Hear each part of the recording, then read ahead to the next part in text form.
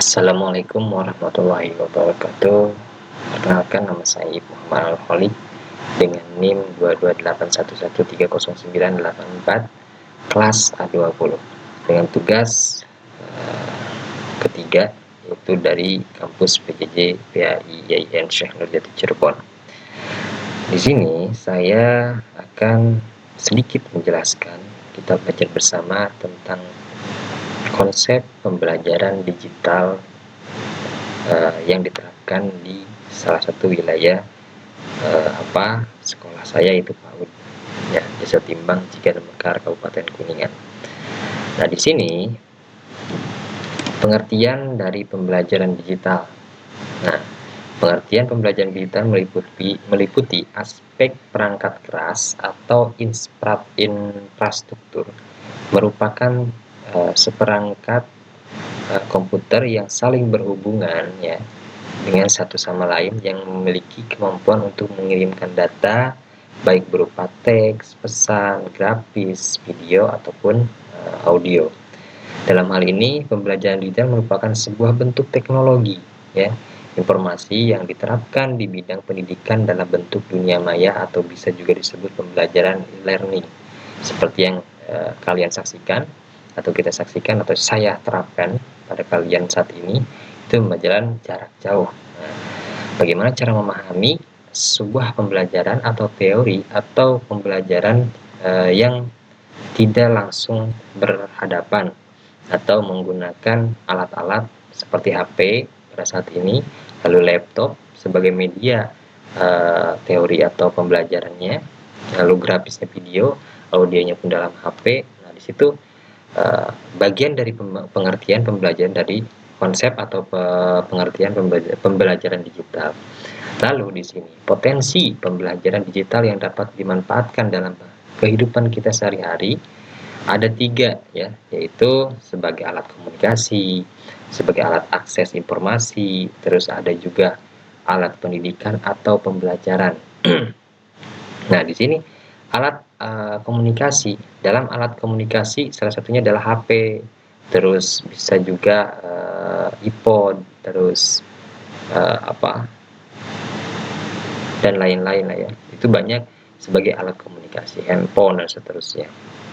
Nah, apa potensi akses informasinya? Di situ ada YouTube, ada juga WhatsApp sebagai bahan informasi, juga ada juga Telegram, web, Google, terus televisi dan seterusnya ya.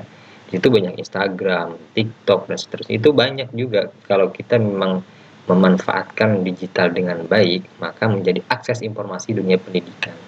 Lalu potensi ketiga yaitu potensi pendidikan dan pembelajaran. Nah, perkembangan teknologi pada saat ini, yaitu pembelajaran digital yang sangat pesat dan merambah ke seluruh penjuru dunia, bahkan ya telah dimanfaatkan oleh berbagai banyak negara, salah satunya itu Indonesia, dan lebih merincinya itu YIN Syekh Nurjati yang dari Kemenag menciptakan kampus yang dimana satu-satunya di Indonesia dengan teknologi menggunakan teknologi itu portal atau e-learning ya, menggunakan pembelajaran dari mulai pendaftaran sampai perkuliahan atau bahkan mungkin sampai nanti kuliah, itu semua berbasis teknologi atau dunia maya, sehingga di situ bisa kita manfaatkan hal-hal positif yang ada dalam potensi pendidikan atau pembelajaran pada saat ini atau zaman sekarang. Nah, kepentingannya termasuk dalam pendidikan dan pembelajaran tersebut bisa kita pahami ya, untuk pemanfaatan pembelajaran media digital. Baiknya kita memanfaatkan dengan hal-hal yang positif dan bisa mengakses apapun ya, salah satunya adalah bagi anak yang memang kurang sosialnya, kita bisa lebih tahu bahkan ke mancanegara yang seharusnya dulu itu kita belajar tentang Turki, belajar bagaimana pengen tahu yang namanya Ka'bah, sekarang tidak sulit karena memang digital itu sudah bisa kita akses bagaimana melihat Ka'bah secara dekat, melihat pendidikan dari Mesir atau apa secara dekat melalui Google, melalui Map dan seterusnya. Itu bagian-bagian informasi yang bisa kita gali di dalam dunia digital. Ya, asal kita memakai dalam hal-hal yang positif. Nah, tidak terlepas dari itu, maka di sini manfaat pembelajaran media digital pada usia anak atau usia dini atau PAUD yang ada di sini. Memiliki alasan yang mendasar. Media digital sangatlah penting dalam proses pembelajaran di era di zaman sekarang. Nah, berdasarkan Kampuan Eze dan Talam Mutainah menyatakan bahwa media pembelajaran memiliki 3 manfaat. Ya, menurut beliau itu memiliki 3 manfaat, yaitu memberikan motivasi terhadap anak, ya, agar anak tersebut melihatnya senang dan bahkan mungkin menjadikan hal-hal yang baru dalam kehidupan mereka.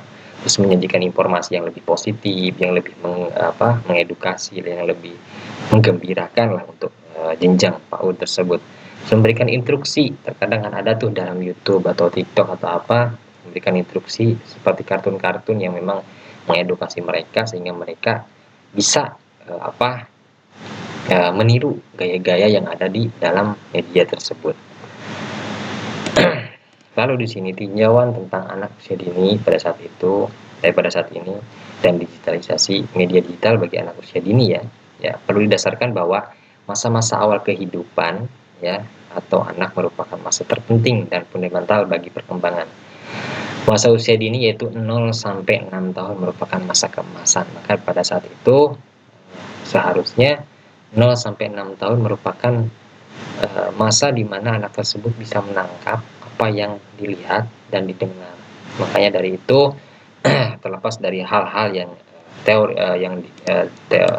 teori sampaikan bahwa paradigma penelitian merupakan pandangan atau model dari pola pikir yang akan menunjukkan suatu permasalahan yang diteliti sekaligus juga mencerminkan jenis serta jumlah masalah yang akan dijawab selalu melalui penelitian tersebut. Jadi dalam hal ini anak-anak bisa kita pantau dalam bagaimana cara menerapkan edukasi terhadap anak tersebut dan bagaimana cara mengakses hal-hal yang lebih positif terhadap anak tersebut di era digital. Jangan sampai kita memberikan pemahaman terhadap anak hanya memberikan saja tanpa kita arahkan kepada mereka bahwa digital ini lebih baik dan lebih mudah diakses oleh mereka daripada kita mengajarkannya secara langsung ya.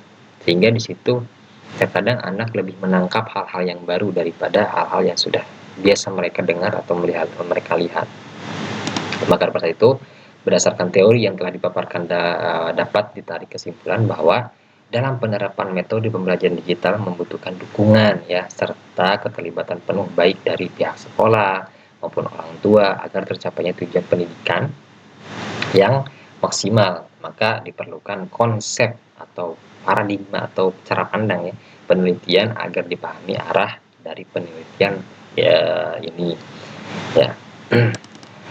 Nah, di sini konsepnya adalah skemanya penerapan pembelajaran digital ya. Di sini ada yang namanya pembelajaran digital turun menjadi metode pembelajaran digital. Nah, bagaimana metode tersebut diterapkan oleh ketiga pihak tersebut. Nah, kita harus berbarengan juga ya, jangan sampai ada gurunya yang tidak mengerti tentang digital, ada juga yang terkadang siswa yang lebih pintar daripada gurunya. Lalu apalagi zaman sekarang orang tua yang terkadang tidak mengerti sama sekali tentang dunia digital sehingga keterlibatan siswa atau keterlibatan orang tua tidak sinkron atau tidak memahami sehingga orang tua terkadang memikirkannya anak tersebut memakai HP terus padahal kalau kita melihat hal positifnya anak tersebut memang membutuhkan hal-hal yang baru dan hal-hal yang ada di konsep atau metode yang diajarkan oleh sekolah tersebut yang menggunakan model HP, laptop dan seterusnya seperti yang diajarkan oleh seperti yang ada dan kemarin viral ya Dr. Richard. Ada satu sekolah yang memang sudah menggunakan di tingkat SMA itu berbasis digital atau laptop. Salah satunya di Cirebon di Sekolah Al-Azhar SMA Al-Azhar yang ada di bukan Talun, pokoknya ada salah satu SMA yang pernah saya teliti.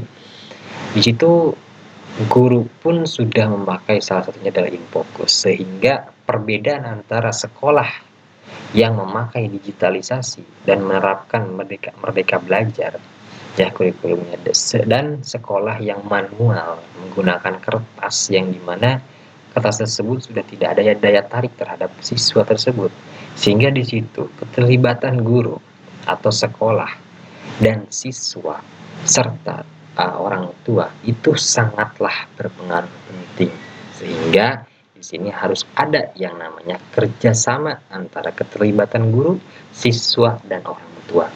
Guru harus memahami dan harus mengikuti zaman di zaman digital tersebut, menguasai kurikulum-kurikulum yang ada di era digital tersebut, dan siswa pun jelas di situ siswa kita arahkan kepada hal-hal yang positif, jangan sampai main TikTok terus dan seterusnya, sehingga siswa itu ada daya tarik untuk belajar secara digital ya, seperti sekarang pemerintah sudah menerapkan AMBK, terus sistem-sistem yang sifatnya online, sehingga anak-anak tersebut terkadang ada yang memang paham terhadap sistem tersebut atau metode tersebut, ada yang memang tidak paham sama sekali, bahkan mereka merasa tidak mengenal sistem tersebut, sehingga memikirkannya metode tersebut adalah metode yang membuat mereka itu bingung, padahal lebih mudah, praktis, dan fleksibel.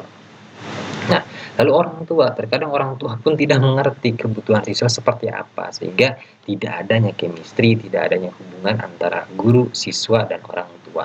Maka pada itu, baiknya dalam penerapan pembelajaran digital tersebut dengan metode pembelajaran digital, dari keterlibatan guru, siswa, dan orang tua harusnya sama-sama memahami, sama-sama mendukung, dan sama-sama mensupport, sehingga penerapan pembelajaran digital bisa maksimal dan bisa memberikan dampak positif terhadap anak, sekolah, ataupun orang tua di masa yang akan datang. Mungkin sekian sedikit dari saya.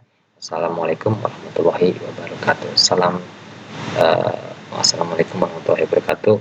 Salam dari kelas A20.